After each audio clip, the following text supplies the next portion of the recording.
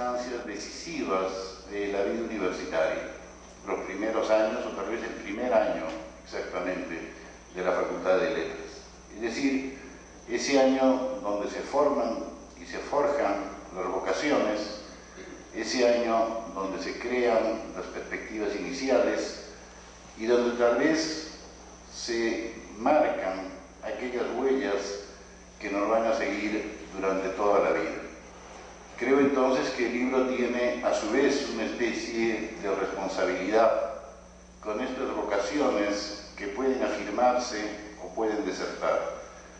Y tiene también una responsabilidad con respecto a las perspectivas teóricas, críticas, hermenéuticas con las que el estudiante va a trabajar el tema de la literatura, pero algo más que el tema de la literatura, como veremos de inmediato. Se instala el libro en un campo que tiene una vieja tradición en San Marcos. Durante algún tiempo el curso, no sé cómo se llama exactamente en este momento en el currículum, era el curso de introducción a la literatura. Durante muchísimos años, primero esa figura ilustre, como fue el poeta Luis Fabio Chámar, luego otra figura ilustre como fue don Estuardo Núñez, tuvieron este curso durante muchos años en San Marcos y le dieron, conforme a las perspectivas predominantes en esa época, una perspectiva fundamentalmente histórica.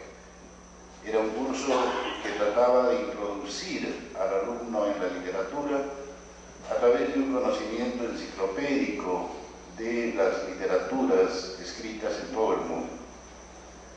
Recuerdo que mi primera experiencia en San Marcos fue precisamente como asistente del doctor Núñez, y creo que mi primera clase fue, qué horror, una clase sobre el Mahabharata, que jamás lo había leído ni lo pienso leer. Pero era una perspectiva, ¿no?, fundamentalmente histórica la que generaba toda la organización de este curso. Azares del destino después hicieron que yo me hiciera cargo de ese curso, luego el profesor Raúl Bueno, y creo que dimos allí una especie de viraje a lo que debía entenderse por introducción a la literatura, a lo que se ha referido hace unos instantes Marco Martos. Pensamos que no se trataba tanto de dar una visión histórica que fuera de las literaturas orientales hasta nuestros días, sino que más bien se trataba de hacer una introducción a los problemas básicos de la teoría literaria, poniendo énfasis en la capacidad del estudiante de enfrentarse productivamente mediante una lectura hermenéutica seria a ciertos textos literarios claves.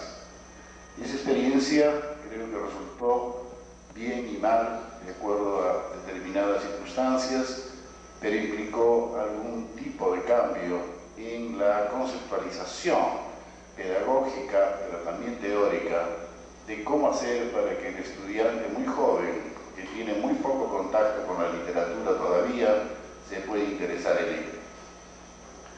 Yo pienso que el libro de Miguel Ángel es un tercer momento dentro de esta larguísima tradición, porque Miguel Ángel no intenta construir una hermenéutica literaria, no intenta introducir al estudiante a través de los métodos de lectura del texto, aunque los utiliza por supuesto, sino fundamentalmente lo que intenta es hacer comprender que la literatura es parte de un sistema mucho mayor, que obviamente incluye a la sociedad, pero de una manera mucho más definida y definible, incluye a la cultura. En cierto sentido, y no sé si esta haya sido la voluntad de Miguel Ángel, el texto podría entenderse dentro de otro contexto internacional como una especie de introducción a los estudios culturales. Es decir, una introducción que no solamente tiene que ver con la especificidad del discurso literario, sino que tiene que ver con las dinámicas que se generan al interior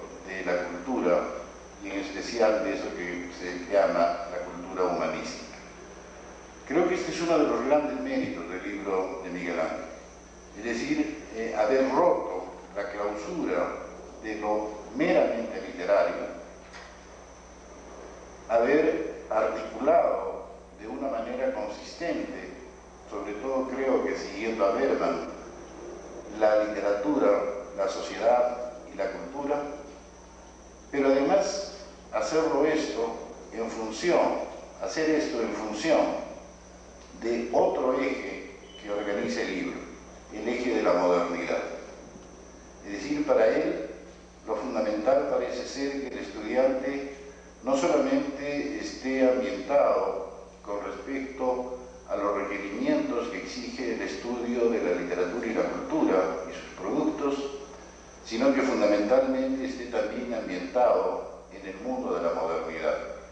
Por eso, de alguna manera, si hay un hilo cronológico dentro del texto, este hilo cronológico es el que llevaría de la modernidad a la crisis de la modernidad y presumiblemente a eso que algunos prefieren llamar posmodernidad. Por consiguiente, un libro que por un lado amplía la perspectiva, pero por otro lado fija un eje de reflexión en la modernidad que le permite ser un libro muy abierto y al mismo tiempo un libro muy profundo.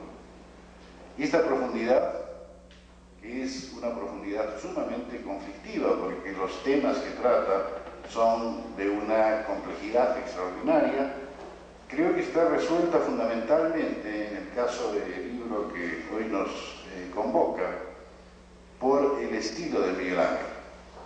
Para mí ha sido francamente muy alentador leer este libro de Miguel Ángel, porque me ha demostrado que Miguel Ángel tiene un dominio curiosísimo del idioma. Yo le he leído textos francamente complejos, textos que hay que releer 2 o 3 veces para poder calar en su verdadero sentido. Le he leído textos poéticos de una belleza estremecedora y ahora me encuentro con un texto escrito casi como quien habla. Creo que este dominio sobre distintos códigos de la lengua es algo que no debe pasar desapercibido. Como tampoco debe pasar desapercibido el hecho de que lo profundo se convierte en algo claro y lo erudito se convierta también en algo al alcance de todos, prácticamente de cualquier lector. Cuando yo regreso a Lima, trato de entrevistarme con Miguel Ángel, porque es una especie de inyección de entusiasmo. En general, encuentro caras largas, problemas reales por lo demás, desilusiones, desganos, cierto escepticismo frente al país y frente a la realidad personal de cada quien. Y cuando me veo con Miguel Ángel, me encuentro como una especie de fábrica que está constantemente produciendo proyectos y, lo que es peor, realizándolos con una especie de vehemencia que a mí francamente me conmueve y que me es muy saludable, hasta psicológicamente hablando. Para Miguel Ángel, entonces, la vida intelectual es un trabajo, y lo han dicho aquí, es un trabajo gozoso y puede mantener un ritmo admirable. También se ha dicho, y esa es la desventaja de hablar al final, porque todos han dicho lo que uno quería decir, también se ha dicho que estamos en las puertas de una obra definitiva de Miguel Ángel. Creo que es así. Creo que de alguna manera toda esta cantidad de proyectos, trabajos, libros, artículos en los que ha estado comprometido y sigue estando comprometiendo, nos permiten pensar que dentro de muy poco Miguel Ángel podrá producir esa obra que todos estamos esperando. Yo francamente lo felicito, valoro en toda su magnitud eso que, dicho en lenguaje tecnológico y ligeramente guachafo, es un cambio de paradigma en el mundo de la introducción a la literatura. Creo que es una experiencia muy importante. También creo que hay muchas cosas que podrían corregirse en el libro o perfeccionarse en ediciones posteriores, pero que en cualquier caso es un libro que realmente merece leerse y un libro que honra a su autor, pero al mismo tiempo creo que honra a San Marcos. Yo me admiro de qué manera esta universidad, golpeada, en crisis, sin dinero, puede tener un fondo editorial en su Facultad de Letras, cómo puede realizar este tipo de trabajo. Y me parece que es un milagro cotidiano basado en el esfuerzo, en la voluntad, en el tesón de unas cuantas personas como Miguel Ángel. Muchas gracias. Palabras cariñosas, afectuosas, creo que me queda solamente agradecer. Quisiera empezar agradeciendo a los dueños de casa, en la persona de Luis Tamamoto, agradecer a la Asociación Peruano-Japonesa, la Asociación Cultural Peruano-Japonesa, por tener la oportunidad de estar acá hablando de literatura, y agradecer el permanente esfuerzo de esta entidad en favor de la cultura. Creo que es, sin lugar a duda, una buena ocasión para seguir estrechando los vínculos en el futuro entre San Marcos y la Asociación Peruano-Japonesa. En segundo lugar, quisiera agradecer a la Facultad de Letras, al Fondo Editorial de la Facultad de Letras, en la persona